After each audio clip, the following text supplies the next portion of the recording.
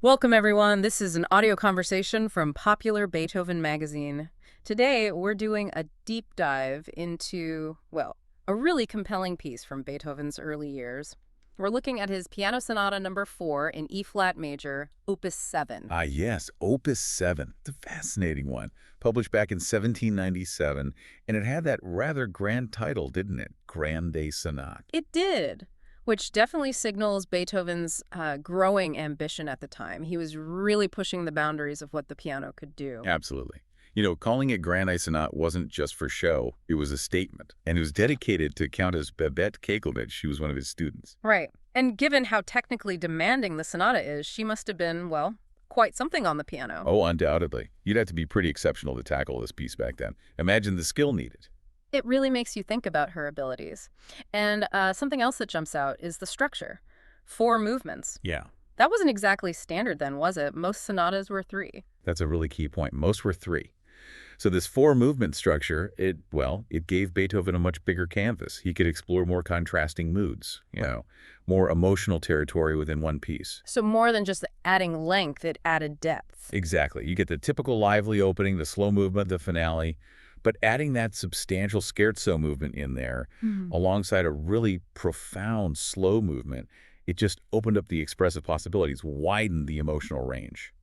Pretty innovative for a sonata at that point. Okay, so let's dig into where and when this Grande Sonate came about. It was composed in Vienna, November 1796. That's right, yeah. And interestingly, at the Keglevich Palace itself, Beethoven was living there at the time. Ah, okay. And the fact that Artaria, a really big-name Viennese publisher, put it out as a standalone piece. Not part of a set like Opus 2. Exactly. Opus 2 came out as a set just a couple of years before. So publishing Opus 7 on its own with that specific title, it really marked it out as something significant, a step up. So about its premiere or early reception, we don't have loads of specific details, do we? No, concrete details are a bit thin on the ground, unfortunately. But as you said, being published by Artaria and so prominently, that must mean something about its immediate impact, right? Oh, for sure.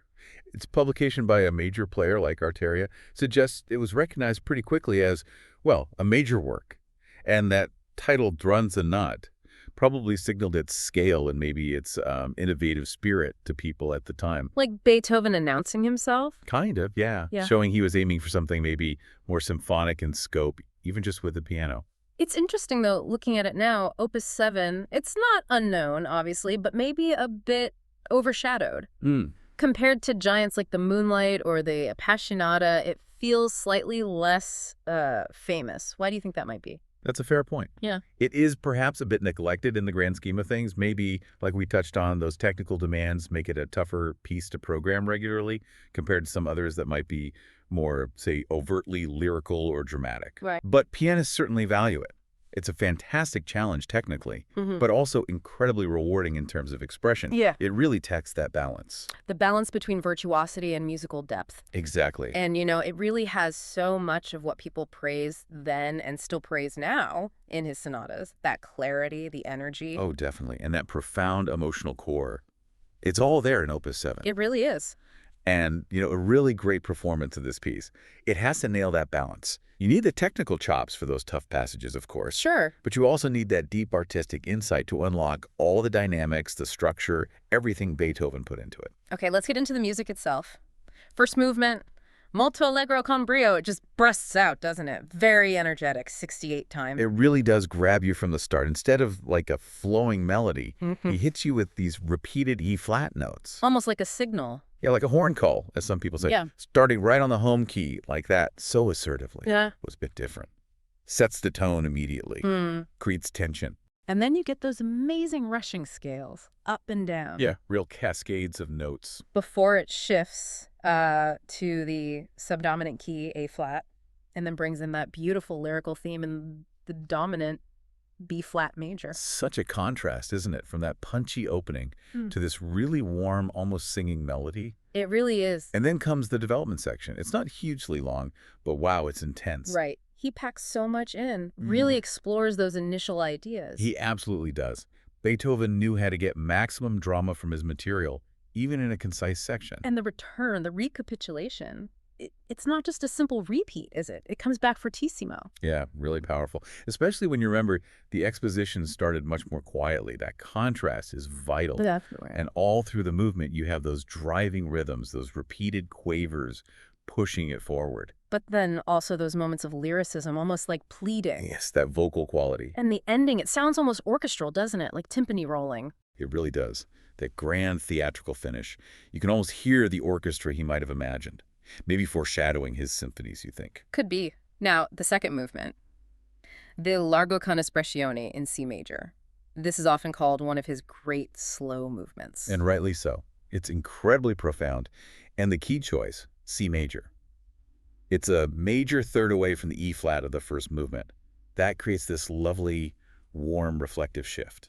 Gives you a sense of calm. A relationship Schubert later explored quite a bit too, that mediant relationship. Exactly. You can see how later composers were listening and learning. And the way Beethoven uses silence in this movement, the rests in that mizzen theme, it feels so contemplative. It really does, like the music is pausing to think, to breathe. Yeah. Very effective. It's an ABA structure, right? Yes, main section, contrasting middle, then back to the main section. And that middle B section, the texture changes completely. You get that sort of pizzicato sound in the left hand. Yeah, like plucked strings. And supporting this very solemn, almost chorale-like melody. It has a real spiritual quality, I think. But there are dramatic bits too. Those incredibly quiet passages. Someone described them as like a scared little bird. That's a memorable image, yeah. Very hushed and intense. And then you get these bolder sort of answering phrases, like a quiet dialogue. It is like a dialogue. And what about that bit in G major where he writes a crescendo over sustained notes? That's impossible on a piano. Technically, yes. The sound naturally fades. So the pianist has to create the illusion of growing louder through touch, maybe slight dynamic swells on surrounding notes. It's a fascinating psychological effect he asks for. Clever. Okay. And then the B section comes back, but in A flat major this time, and it feels much more unsettled. Turbulent, yeah. Those staccato notes in the left hand. Yeah. It gives it this agitated, almost rocky feeling, like climbing something difficult. A real flash of drama before it settles again. Precisely. And the ending, the coda, it's back in C major, Yeah. very subdued. That octave motif feels like it's just drifting away. Yeah, floating off before it lands on a beautifully altered version of the main theme.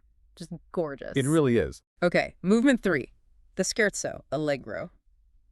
This one feels, well, almost Schubertian in a way, doesn't it? Lyrical, playful. It really does have that forward-looking quality, very lively, quite whimsical, and interestingly, it starts right on the beat, on the downbeat, gives it a solid feel, even with the lightness. Right, not off balance like some scherzos. And you're right, the main part is surprisingly song-like, not just frantic energy. No, it flows beautifully. Ugh.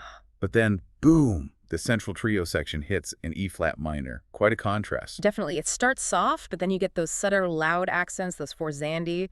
Creates a very stormy, dramatic feel. It really does. That shift to the minor key, the sudden dynamic changes. Yeah. It's a brief but really intense detour. Very memorable. And then it comes back to the lyrical main theme. Yes, which rounds it off nicely, brings Wow. back the bounce. It's a wonderfully crafted movement within the whole sonata. And finally, the fourth movement, rondo, poco allegretto grazioso. That main theme is just so catchy, so singable. It really stays with you, doesn't it? Yeah. And being a rondo, it keeps coming back.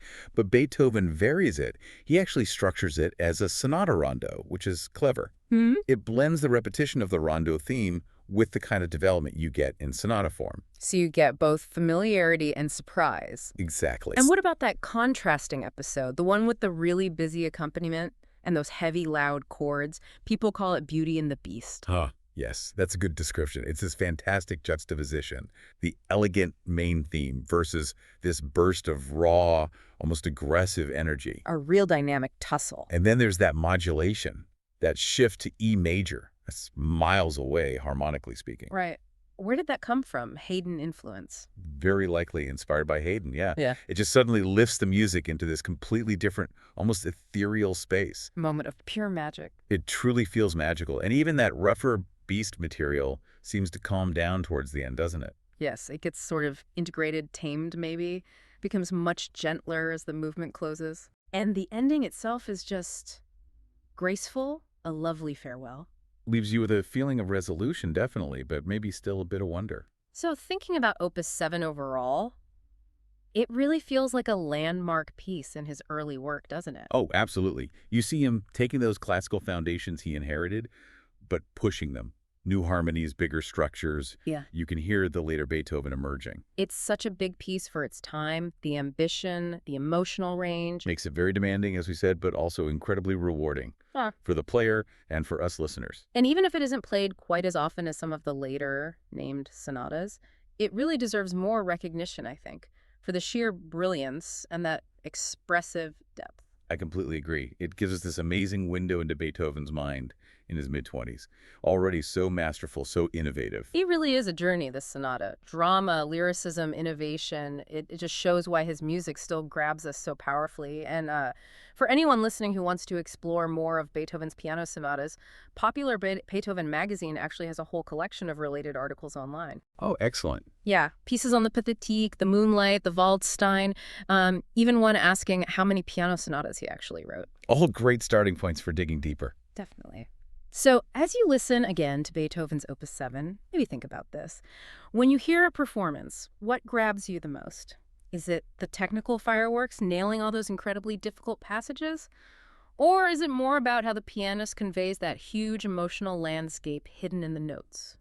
That's a great question. What is that perfect blend of, skill and feeling that really makes Beethoven's genius come alive for you? Something to ponder.